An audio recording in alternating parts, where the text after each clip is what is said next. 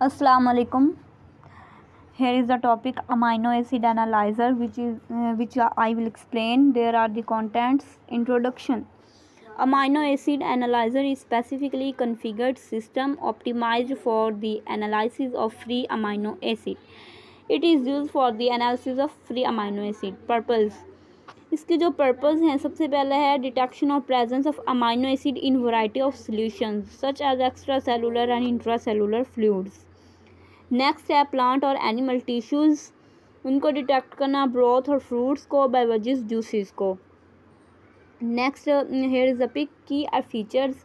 Amino acid is fully automated, enable to analyze amino acid automatically without sample, and you don't require to prepare reagents and solvents because all the residues are provided. You can easily analyze 40 kind of primary and secondary amino acid with pre-established analysis method. They are the key features of the amino acid analyzer. It is a reproducible result while principle. The system utilized ion exchange chromatography incorporating post column reactions with the ninhydrin and subsequent detection in the visible region spectrum. Post column reaction क्या होता है? Improve sensitivity for amino acid, protein, carbohydrate, inorganic ions, pesticides and other sample. Post column reactions जो होते हैं, इनमें column fluids mixed हो जाते हैं एक रिएजेंट के साथ। Types of amino acid analysis, there are the 3 types: screening test, quantitative test and specific test. Screening test में क्या होता है, ये इसमें अमाइनो एसिड जो होते हैं वो ब्लड में मेजर किए जाते हैं। क्वांटिटेटिव में मॉनिटर, ट्रीटमेंट और confirm and initial diagnosis. Specific test में जो इसमें अमाइनो एसिड को, अननोन अमाइनो एसिड जो होते हैं उनको आइडेंटिफाई किया जाता है। इसकी वर्किंग में ऑटो सैम्पलर है, सेपरेशन कॉलम रिएक्शन है, स्टेप्स में कॉइल रिएक्शन है और 4th स्टेप है फोटोमीटर। ऑटो सैम्पलर जो है ये before sample analysis commercially available standard solution are analyse to calibrate. Instrument glutamine जो होता है इसमें प्रेजेंट नहीं होता। फ्रेश ग्लूटामाइन जो होता है सोल्यूशन उसको प्रिपेयर किया जाता है और वो जो होता है सैंपल उसको इंजेक्ट किया जाता है। ग्लूटामाइन पीक जो होती है उसको आइडेंटिफाई किया जाता है और इसमें हम सैंपल को इंजेक्ट करते हैं 130 micro L of the sample, जिसको हम सेपरेशन कॉलम में से गुजारते हैं। नेक्स्ट है separation column reaction. Separation column जो होता है ये एक स्टेशनरी फेस है, buffers are the mobile face.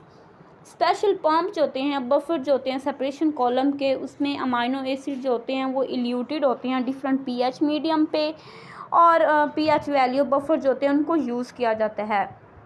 Ion exchange reaction take place और positively charge amino acid are bonded to negatively charged ions. Next है कॉइल रिएक्शन।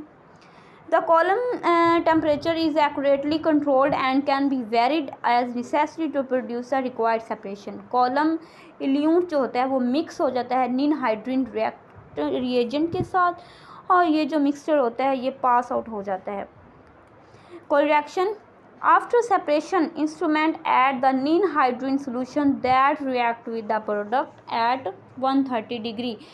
सेपरेशन के बाद जो निनहाइड्रिन होता है सोल्यूशन वो रिएक्ट करता है प्रोडक्ट के साथ 130 डिग्री सेंटीग्रेड पे और इस रिएक्शन में निनहाइड्रिन जो होता है वो रिएक्ट करता है अमाइनो एसिड के साथ जो कलर्ड कंपाउंड बनाते हैं।